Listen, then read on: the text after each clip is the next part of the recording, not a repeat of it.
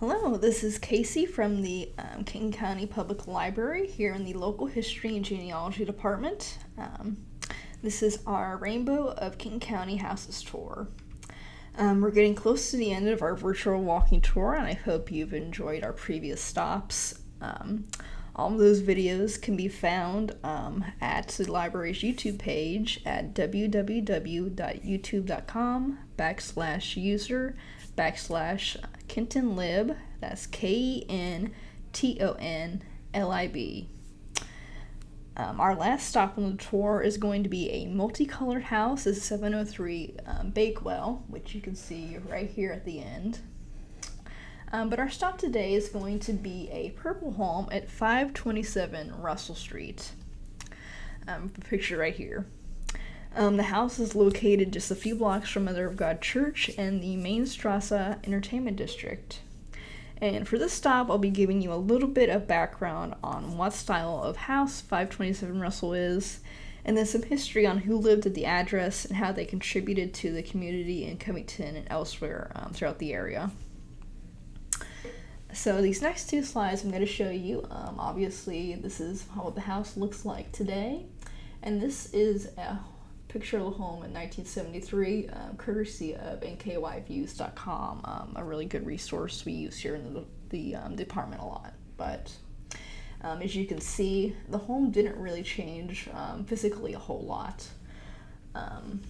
You can't, obviously the black and white photo, you can't really see what kind of color the paint was there, but you can kind of tell that this has been updated in the new home.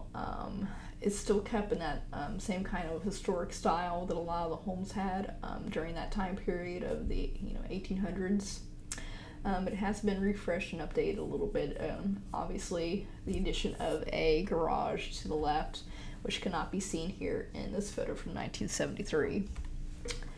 And if you look closely though in both images, you can see that the original fencing has remained intact, so that's nice that the occupants now have left that there. And again, I give a little more background on the home itself and the actual physical attributes of it. I'm showing you a cropped image now from our digital Sanborn maps. This is Covington in 1909.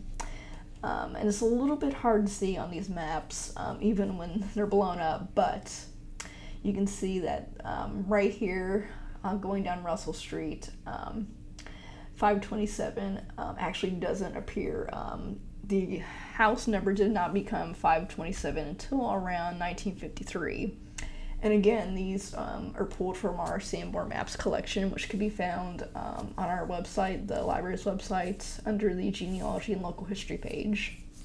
And the arrow pointing here shows now that there is 527 Russell. So a lot of times when we do home research, you can get lucky and have a really interesting history of how the house has physically changed over time. Me and my colleagues here in the department, sometimes people come in doing research on their homes and you've seen, another story maybe was added to the home or another addition created to it. But for this house in particular, there doesn't seem to be a lot of things added to it, which is actually kind of amazing in itself that a home from the 1800s has stayed intact for this long and still really doesn't look that much different from probably when it was first built. And before we get to the Linder family, I will talk a little bit more about the actual style of the home itself. So this sort of squared off rectangle type of home is Italianate style home, basically a salt box house.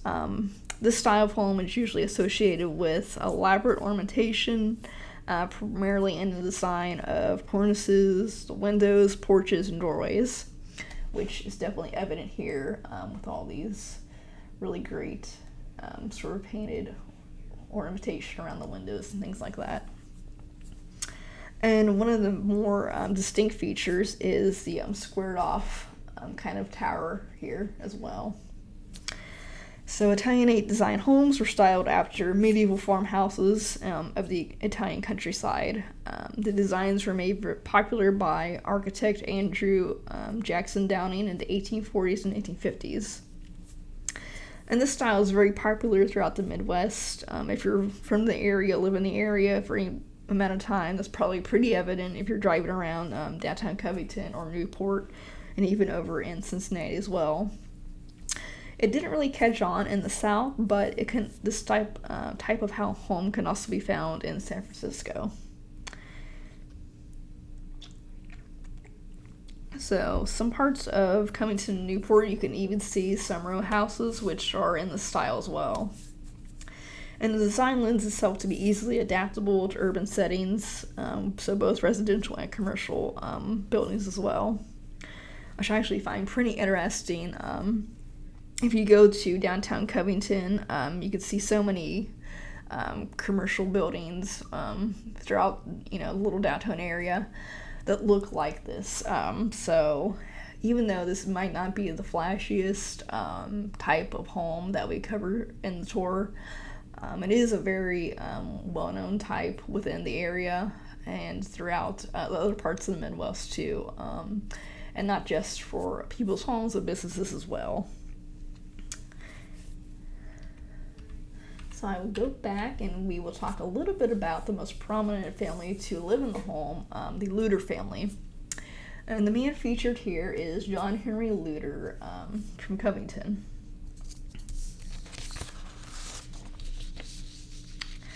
According to a September 30th, 1896 Kentucky Post article, John Henry purchased the lot on Russell Street to build his home for about $40. The home was kept in the Luter family actually until 1958, and as I'll talk in this video, many of John's children were born, raised, and died at a residence as well. So, the patriarch of the Luter family, John Henry Luter, was born in Germany about 1861 and then immigrated to the Covington area around 1880, so when he was about 19 years old. John's parents were Johann Heinrich Luter and Mary Ann Komp. John married Mary Willenbrink on February 16th, 1886, as you can see in this marriage record. I can find, let's see. These old records are pretty hard to tell where the names are from, but I believe it's a little bit down here where you can see their marriage record. But basically, it just states that they were married on February 16th, 1886. So John and Mary had 8 children, Alphonse, William, Robert, Joseph, Catherine, Clara, Eleanor, and Marie. I'll give you a little bit of background about the family there. This image here shows you the Luter family. I believe this is, let's see what year this was. I believe about 1880, 1900. That is when this record was from. And I will give you a little bit of background on the children in John's family. So his oldest daughter, Catherine, was born September 22nd, 1888, and she died February 9th, 1956. She worked as a seamstress or a tailoress as a young woman.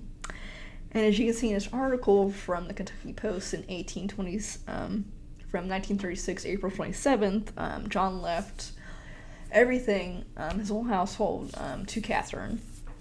Everything except for the piano, which was bequeathed to his granddaughter, Eleanor Hudson. And then it says, other provisions for 50 be set aside for the masses for his deceased wife and himself and his heirs to purchase a monument not to exceed $350.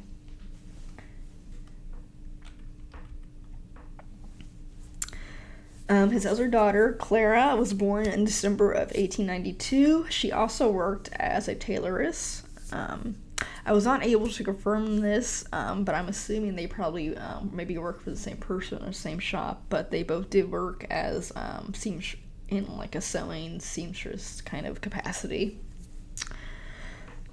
Let's see. So next child is Alphonse Bernard Luter, otherwise known as Barney, in a bunch of Kentucky Post articles that came up for me. Barney was born around 1897. He made his living as a switchboard operator for the Covington Fire Department, and he eventually became a fireman for the Covington Fire Department as well. And Barney was also a former veteran, having served in the Navy. So you can see that, again, he also lived for quite a long time in the residence, so 527 Russell. You can see he worked for the fire department, City of Covington. And again, another census record from 1920. So you can see, again, a little bit difficult to read, but this also came from available on Ancestry through the library's website. Robert, another child of John and Mary's, was born around 1903 and died November 27, 1945. He worked as a printer as a young man, but eventually found work at Kelly Coet Company in Covington. As if you're from the area, you'll know that Kelly Coet was the x-ray company here in town. And he died fairly young after a long illness at the age of 43. Lastly, there was Joseph Luter, who was born around 1904. He was a lens grinder for an eye doctor, and like his brothers, he also became a fireman for the Covington Fire Department. He was also well known as a basketball player in different church leagues, and he was also a semi-pro football player, so he was quite well known throughout town as well. As far as what John Henry did for a living, he was a proprietor at the Covington Architectural Ironworks. According to an 1894 Covington City Directory, at that point, that was located on the east side of Court Street between 4th and 5th Streets in Covington. And he and another man named George Roth were listed as the owners of that company. Later on, it moved to 9th and Washington Street in Covington. Something that was sort of interesting about George, eventually John became too ill to continue working for the Architectural Ironworks, and George took over the business. Later on, George became the proprietor of Stewart Ironworks, which, as most people in town will probably know, became a little bit more well-known than Covington Architectural Ironworks, but George did eventually become proprietor of that. And according to his obit in the Kentucky Post, John was also employed for the Fred J. Myers Manufacturing Company as well for a number of years. And this image here is taken from the Faces and Places database on our website as well. So if you are looking for any kind of photograph of anything Northern Kentucky related, definitely that would be a great place to start. The paper stated that when John worked for the Fred J. Meyer Manufacturing Company, the company eventually moved to Hamilton, Ohio, and John commuted from 527 Russell all the way to Hamilton, so I'm sure that was probably a very unpleasant commute for him, but very dedicated to his job. According to a Kentucky Post article in January 30th, 1908, the ironworks were also sought after by criminals as well, it seems like. As you can see, the cases of Ora and Frank Jones, brothers arrested in Covington yesterday on the charge of stealing scrap iron, are continuing until tomorrow and this morning in the King Juvenile Court. So it looks here like they stole 250 pounds of iron from the ironworks. So very sought after for jobs and criminals alike. And I'll just go back here and just to illustrate some of the jobs that the Architectural Ironworks did. This is from Highland Cemetery in Fort Mitchell. This nice iron fence. I don't believe, I don't know if this still is there today, but this photograph is probably dated around 1970s. So they did do work for them that stood quite a long time. And then a church down in Cynthiana, Kentucky. I believe they did some of the ironwork around the church as well. So not only did they have fine work within northern Kentucky, but elsewhere in the state too.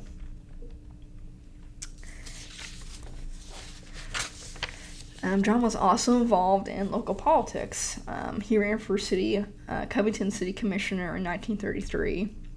And he cited his living in Covington for over 50 years, and his involvement with fraternal organizations would make him an ideal candidate. As the superintendent of the Fred J. Meyer Manufacturing Company, his service to the city was saving Covington around $6,000 during a water main break that occurred from the C&O Bridge over the Licking River.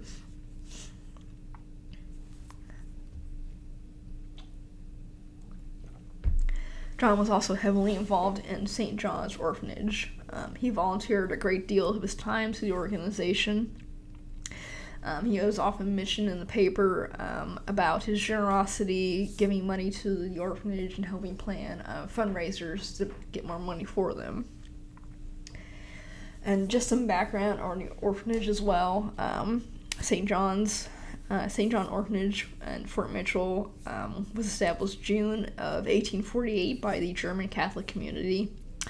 Many children have been left without parents due to a major cholera outbreak during that time.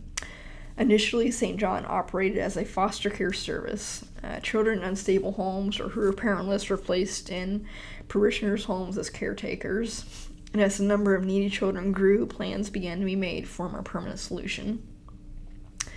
In 1868, the trustees of St. John Orphanage purchased a large parcel of land on what is now known today as Orphanage Road. An orphanage was constructed on the site, and the Sisters of St. Benedict of Covington agreed to take charge of the facility. And in 1876, a dormitory and chapel were constructed. So John not only volunteered his time there, but also fought to increase financial support for the orphanage as well. From an article in the Kentucky Post dated February 15th, 1935, John stated that the Kenton County Fiscal Court only paid $750 annually for the care of children at the orphanage. His involvement with tag day activities, so basically fundraising days, helped raise money for the organization. And for this particular year, they raised over $500 more for children there. And again, he was mentioned in quite a few Kentucky Post articles. So when John passed away, orphans attend funeral. Children from the St. John's Orphanage, Fort Mitchell, recipients of the charity of John H. Luter, Covington contractor during his life, attended his funeral in a body today at Mother of God Church. So obviously very well loved by the community, as evidenced by this Kentucky Post article. And lastly, he also worked a lot with St. George's Young Men's Benefit Society, which was a group connected with a lot of the Catholic churches in the area, specifically Mother of God Church, which, again, he attended. His whole family attended as well, so he has strong ties to that church. And lastly, these images are taken from our Genkey database. So that, like Faces and Places, Genkey is going to be all of our printed documents. So this is actually a souvenir bulletin or booklet from the Silver Jubilee of this group, St. George's Young Men's Benefit Society.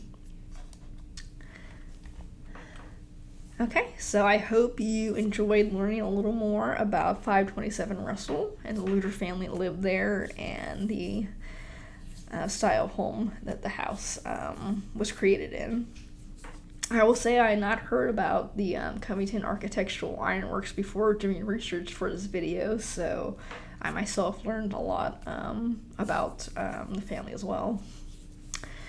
You can join us on August 25th for a virtual tour of a beautiful multicolored home at 703 Bakewell Street that my colleague Sierra will be presenting.